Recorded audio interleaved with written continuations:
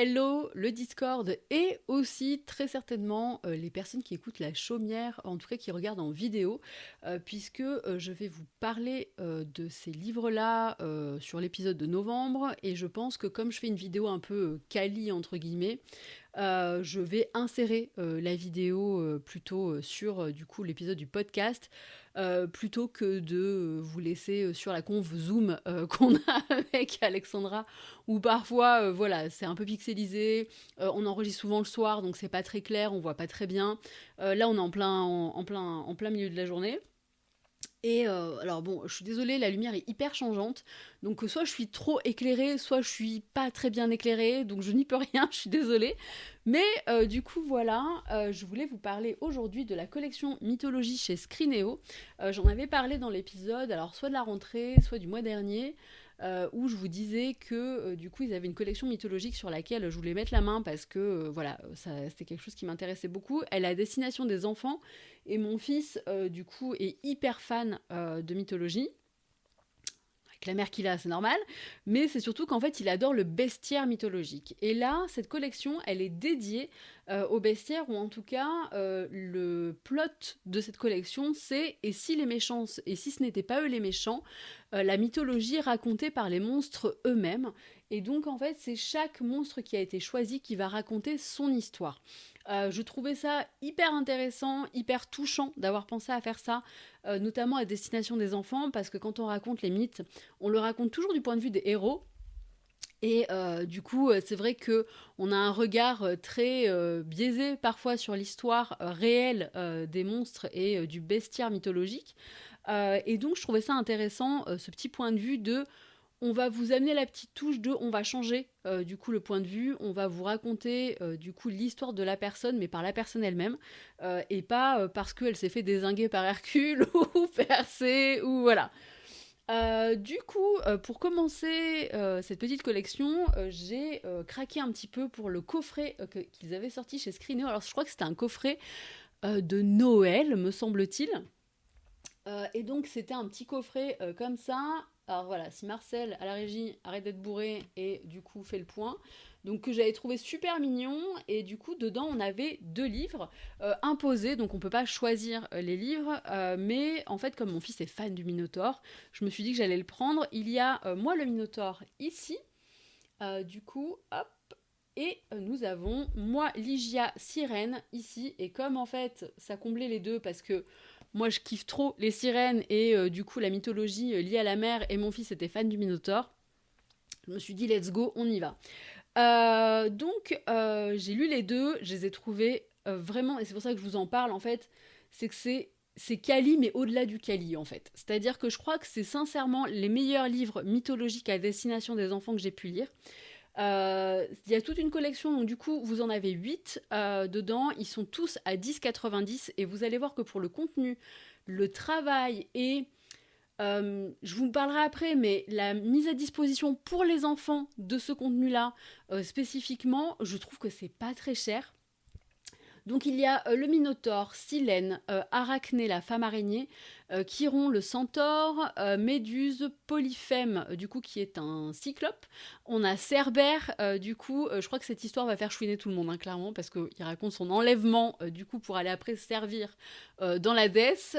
Et on a ensuite Charybde, du coup, donc qui est une jeune femme qui s'est fait transformer en tourbillon, oui, je sais pas comment, une trombe, voilà, qui est coincée avec Scylla, qui est une jeune femme qui s'est fait transformer en monstre marin. Du coup, je crois que ça, c'est le prochain que je vais acheter, parce que, comme je vous l'ai dit, moi, je suis hyper fan de la mythologie liée à la mer, à l'océan, etc. Et les monstres marins, c'est vraiment un truc que j'aime beaucoup. Et j'avais envie de savoir un petit peu ce qu'ils allaient, ce que, du coup, Sylvie Bossier, qui a écrit toute la collection, allait pouvoir raconter aux enfants vis-à-vis de ça.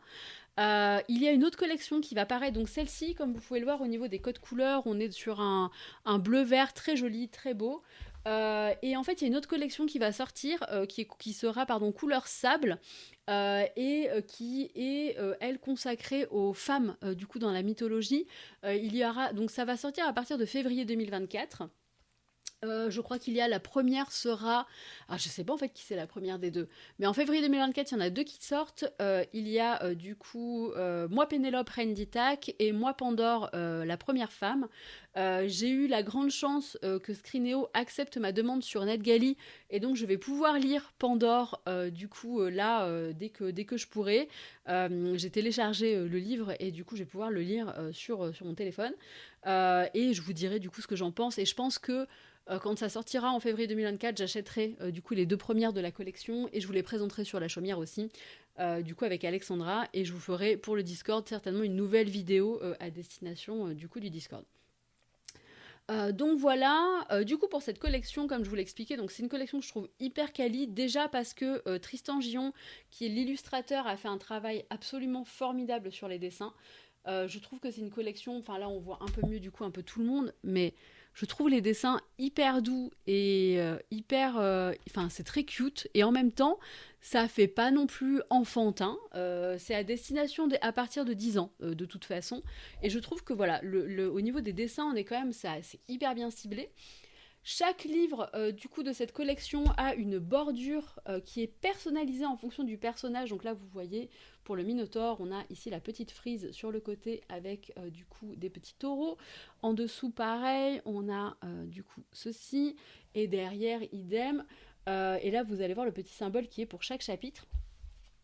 Pour Ligia, on a pareil du coup la petite bordure qui est, comme vous pouvez le voir, alors si Michel la régie va arrêter d'être bourré, merci, voilà, qui est du coup personnalisé, idem en bas, du coup voilà, hop, et pareil derrière ici, voilà.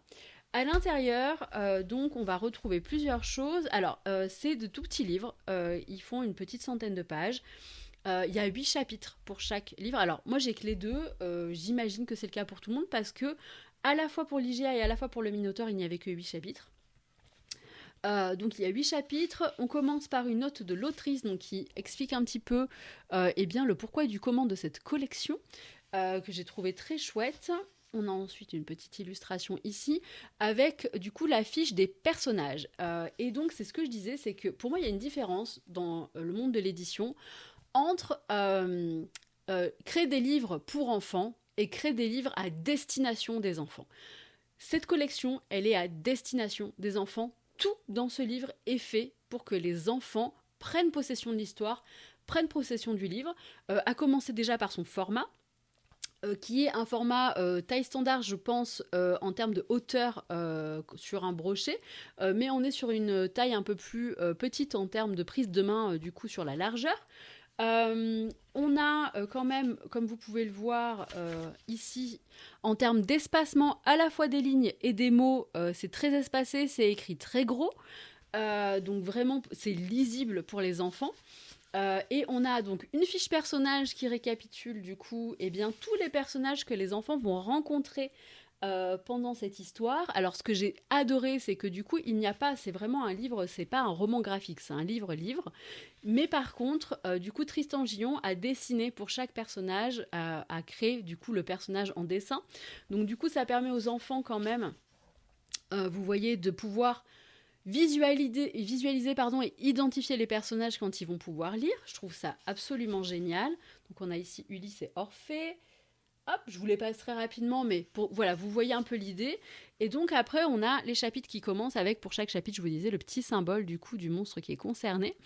Et pareil, du coup, vous voyez, pour chaque page, on va avoir un espacement et à la fois des lignes et à la fois des mots assez haut, enfin assez élevé, et aussi du coup une...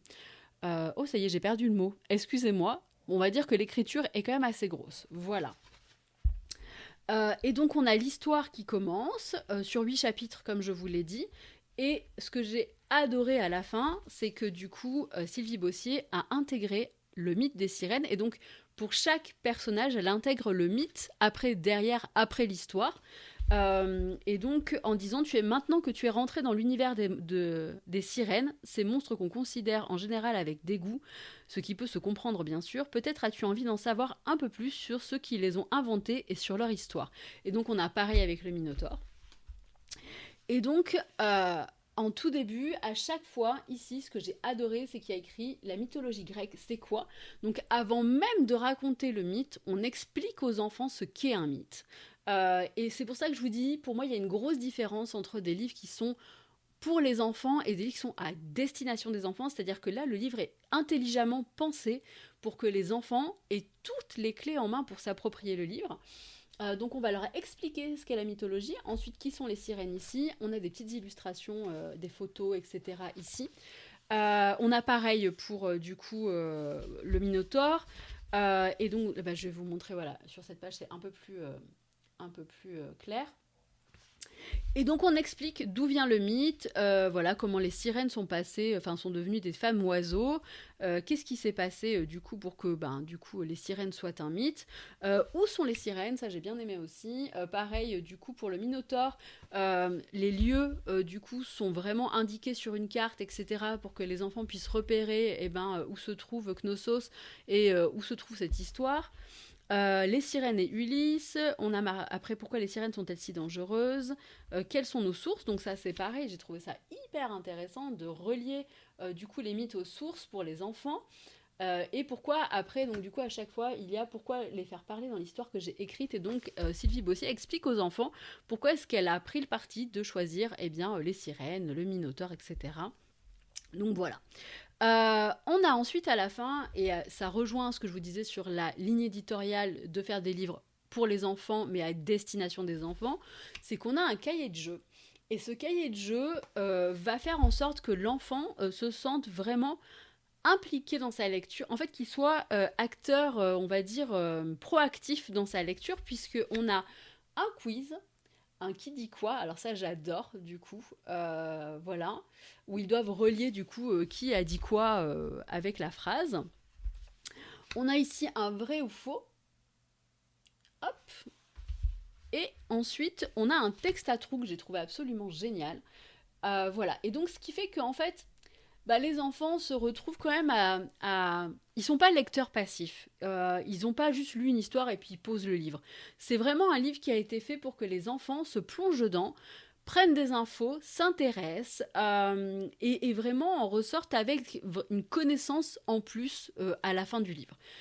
Donc vraiment cette collection, je vous dis, moi c'est un coup de cœur incroyable. Je vais prendre toute la collecte parce que vraiment je les trouve formidables. Ils sont pas très chers, je trouve, pour la qualité à la fois de l'objet livre, parce que c'est quand même une jolie collection, vous voyez. En plus, je trouve que quand on les met tous ensemble, c'est hyper mignon. Mais on est quand même sur des objets livres hyper cool. Je n'ai... Enfin, vraiment, pour moi, c'est un 10 sur 10, voire même un peu plus, clairement, en termes de comment ça a été pensé, de comment ça a été créé, de comment est-ce que, et du coup, ils ont rendu ça. Je trouve ça absolument formidable et génial. On a très peu de contenu comme ça qui... à destination des enfants, sont très fournis en termes d'informations, et en même temps les font un petit peu bosser sur les points de vue, parce que là, en fait, aussi ce que ça peut générer chez eux, c'est vraiment ce côté, ok, donc je vais lire par exemple le mythe d'Ulysse, etc.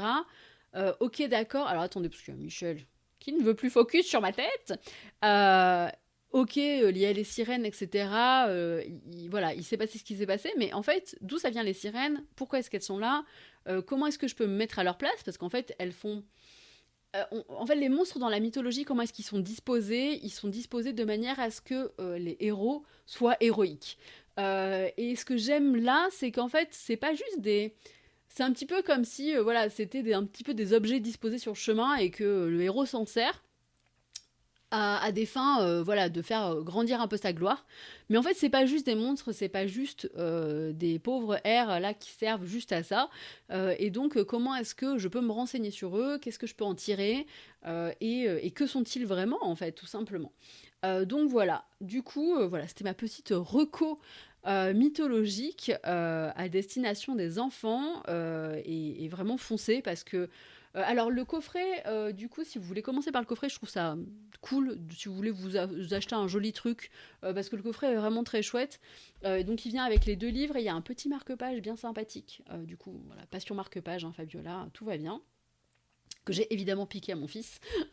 Voilà. Mais du coup, le coffret, lui, est à 21,90 €. Et donc, vous avez Ligia et le Minotaure. Et ensuite, chacun des 8 livres, on va dire de manière individuelle, coûte 10,90 €. Ce qui n'est, encore une fois, pas très cher, je trouve, pour le contenu qu'il y a. Donc voilà. Et Sylvie Bossier est quelqu'un, si vous avez aimé cette collection, qui a écrit beaucoup beaucoup de choses. C'est une bibliothécaire, je crois, qui a écrit pas mal de choses liées à la mythologie, à la religion, à destination des enfants. Donc voilà, je me suis un peu intéressée à son travail et vraiment elle a fait des trucs très très cool. Donc si vous voulez voilà, suivre son travail et en savoir un peu plus, n'hésitez pas non plus. Idem, on en revient, mais on le dit jamais assez pour les illustrateurs, le travail de Tristan Gillon, du coup, que je me suis mis à suivre parce que je le trouve vraiment super cool.